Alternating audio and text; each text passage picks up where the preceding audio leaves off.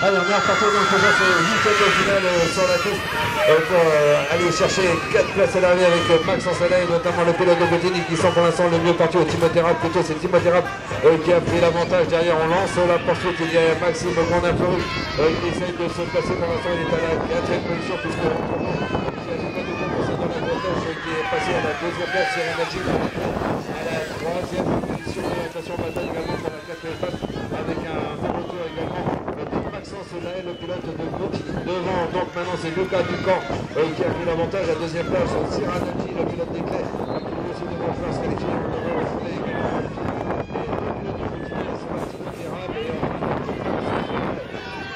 un nouveau départ avec le 8e de finale, le 805 qui vient de s'élancer maintenant. Nous allons retrouver la Kylian Barr pour le pilote de Saint-Denis-la-Bretèche qui prend immédiatement l'avantage. Mathilde Fillot potentiel à la 2e position.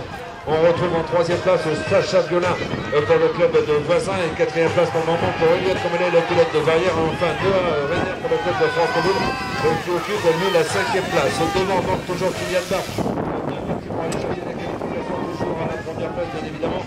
Derrière les choses semblent bien s'arranger également donc pour le pilote de Torcy, à savoir Mathis Fillot, Sacha Violin toujours à la 3e place. Et en 4e position on a bien Noah Reiner, le pilote de Franconville qui vient chercher la 4e place et la qualification avec. Allez, un nouveau départ, nous sommes toujours avec ces 8e de finale dans cette catégorie de garçons.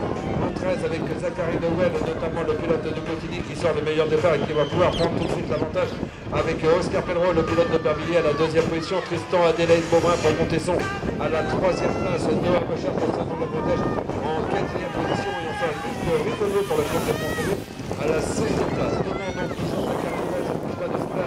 Toujours le pilote de Bottini à l'avantage. Derrière Oscar Pelleroy qui fait l'effort pour suivre le rythme. Il maintient donc cette 2e position qui va pouvoir aller se qualifier. Tristan Adélaïde Beaubrun en fin de même. C'est 4e position. Qualification également donc Noah Bochard pour le club de Saint-Denis.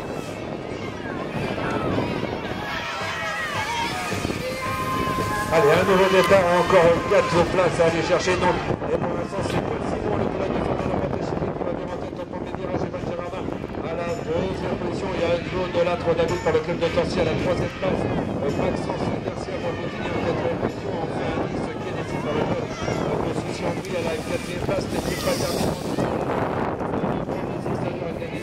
Du côté de Soucy, est-ce que cela sera suffisant? Oui, il me semble qu'il s'est remis à la 4e place. On surveille ça jusqu'au bout, bien évidemment, alors que devant c'est toujours Paul Simon qui caracole en tête. Evan Gérardin à la 2e place, ça ne bouge pas.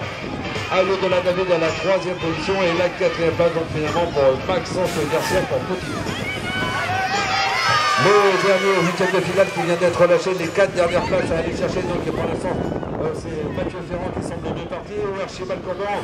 Archibald Corberan finalement qui a pris l'avantage et c'est lui qui va sortir en tête la 2e position. Donc pour Mathieu Ferrand, le pilote de Bottini. On retrouve ensuite les 2 pilotes de Rallye, à savoir Maxence Carmanet et Lucas Courbet. Ils sont de 3 à 4 et 5e position pour le moment de Maxence.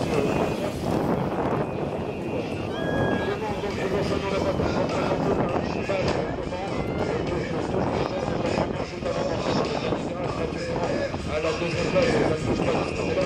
3e position, Maxence sur Lucas Courbet et 4e place, Maxime Carmanal et 2 places.